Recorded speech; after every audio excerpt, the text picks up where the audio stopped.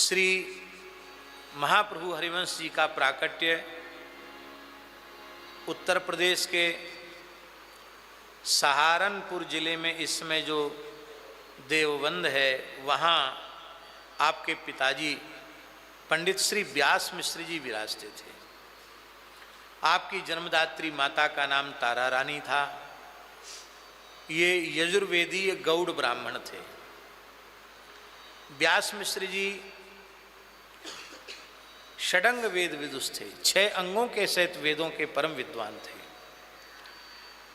पर ज्योतिष शास्त्र में आपको विशेष ज्ञान प्राप्त अर्जित था। आप ज्योतिष के इतने बड़े पंडित थे कि त्रिकालदर्शी थे। ज्योतिषा मैनम चक्षु निरुक्तम श्रोत्र मुच्यते। ज्योतिष शास्त्र भगवान वेद के नेत्र कहा जाता है। आप त्रिकालदर्शी थे। तो आपके पिता पंडित श्री व्यास मिश्र भी बहुत प्रकांड ज्योतिष के विद्वान थे और इसलिए आपके पास धन धान्य की भी कमी नहीं थी। खूब परमार्थ करते थे। इनकी ख्याति तत्कालीन दिल्ली के बादशाह ने सुनी तो बादशाह ने इनको अपने दरबार में आमंत्रित किया। बादशाह ने व्यास मिश्र जी को अपने शाही दरबार में दिल्ली में बुलाया। आप गए और 4 नारियल के फल बादशाह के हाथ में आपने दिए, भेंट किए उसको, क्योंकि रिक्त पाणिम न पश्येतो राजानम भिष्यम गुरुम, इसलिए 4 फल लेकर के गए। बादशाह ने बड़ा भव्य स्वागत आपका किया और आपसे पूछा कि महाराज, एक ही नारियल आशीर्वाद में दिया जाता है, उतना ही पर्याप्त है। पराये लोग आशीर्वाद का नारियल देते तो 1 देते हैं, 4 देने की परंपरा तो नहीं है। फिर आपने 4 नारियल क्यों दिए? तब आपने कहा कि आप एक विद्वान ब्राह्मण का आदर कर रहे हैं। इस बात से मुझे इतनी प्रसन्नता हुई कि ब्राह्मण यदि प्रसन्न हो जाए तो चारों पुरुषार्थ एक साथ दे सकता है। इसलिए मैंने 4 पुरुषार्थों के प्रतीक के रूप में धर्म अर्थ काम मोक्ष 4 नारियल तुमको दिए हैं। बादशाह ने आपको प्रणाम किया और 4000 मनसबदार की निधि आपको प्रदान की और बहुत अधिक आदर आपका करता था। व्यास मिश्र जी की बड़ी प्रसिद्धि हुई, लेकिन इनके कोई पुत्र नहीं था, इसलिए वे बड़े दुखी रहते थे। आपके बड़े भैया थे, वो सन्यासी थे, दंडी सन्यासी थे, विरक्त संत थे। उनका नाम था स्वामी श्री नृसिंहाश्रम जी महाराज। आपने अपने बड़े भाई से प्रार्थना की कि मैं आपका अनुज हूँ और वंश अब डूबने वाला है।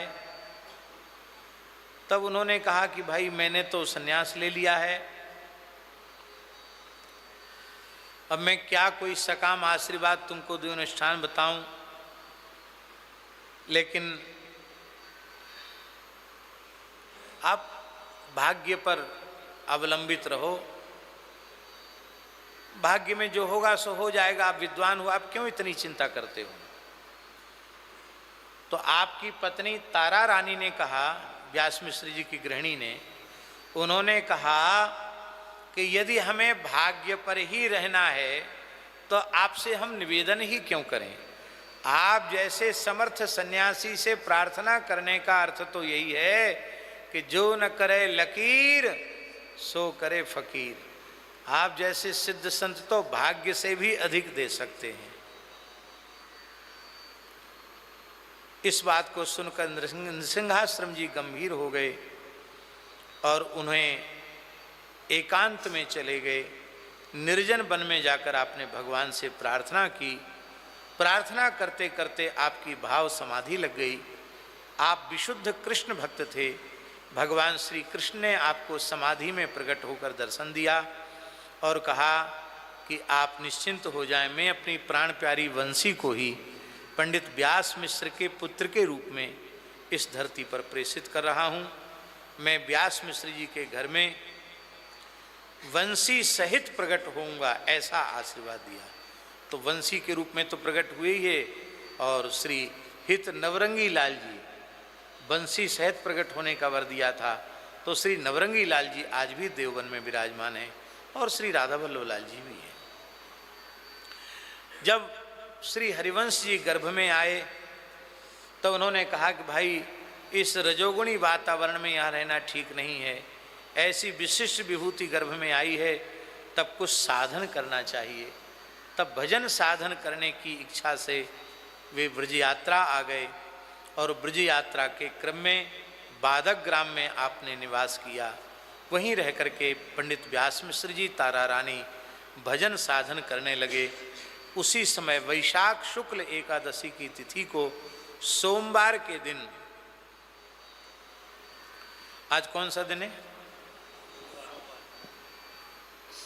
आज सोमवार है ना, और तिथि कौन सी है? अरे भाई बलि कृष्ण पक्ष की एकादशी तो है कि नहीं? तो दिन भी मिल गया और तिथि भी मिल गई। और रही कृष्ण पक्ष की बात, एक विनोद की बात सुना दें।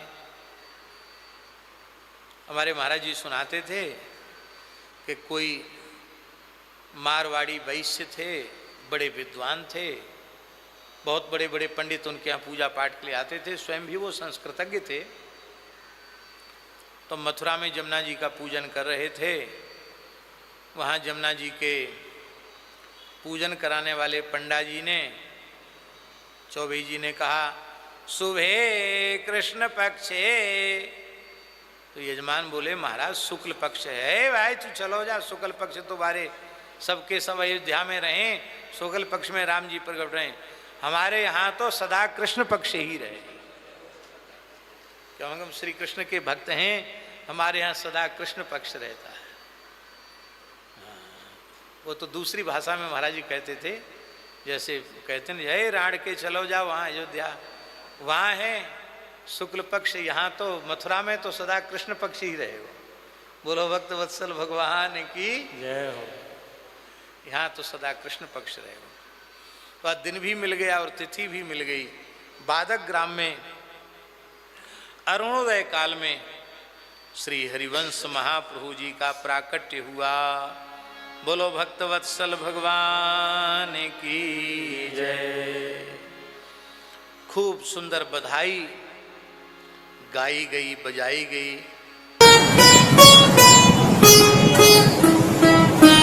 श्री सीताराम प्रतिदिन सत्संग एवं दर्शन के लिए श्री महाराज जी के ऑफिशियल चैनल को जरूर सब्सक्राइब करें।